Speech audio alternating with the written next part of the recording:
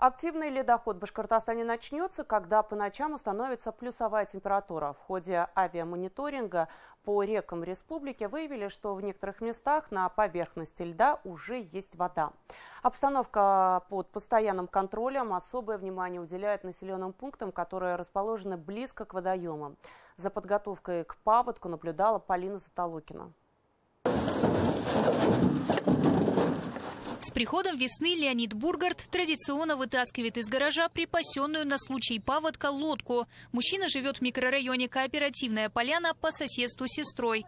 Свои дома они изначально строили так, чтобы не пострадать во время прихода большой воды в 3 или даже 4 этажа. Обычные дома, если они низко, то их затапливают.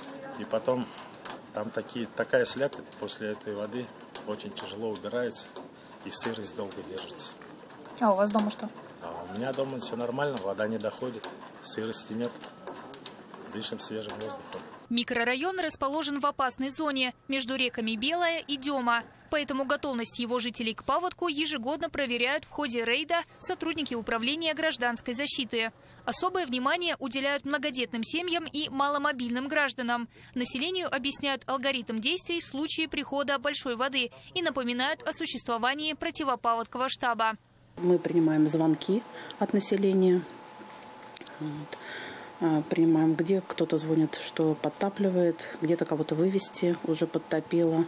Отправляем бригады, 2 у нас бригады работают, по 6 человек, есть плюс старший еще в этой бригаде, сообщаем. Бригады на лодках выезжают, вывозят до сухого места. Также диспетчерские службы всегда следят за уровнем основных рек республики. Данные автоматически поступают с гидропостов. За ситуацией на водоемах наблюдают и с воздуха во время авиамониторинга. Смотрим, какая обстановка на наших реках. Это основные реки: река Белая, река Сим, Инзер.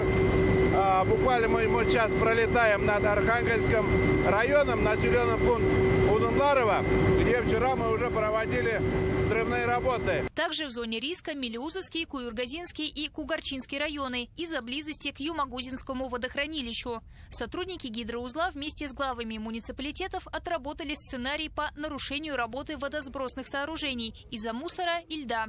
Специалисты и техника оказались к такому вызову готовы.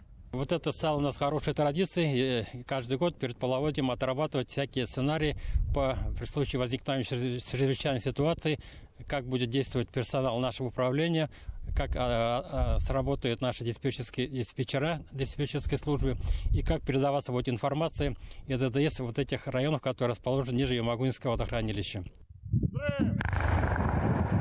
Взрывные работы, чернение, распиловка льда – все это превентивные мероприятия. Они необходимы, чтобы избежать заторов и резкого подъема воды. Как сообщили в Министерстве чрезвычайных ситуаций республики, лед уже тронулся.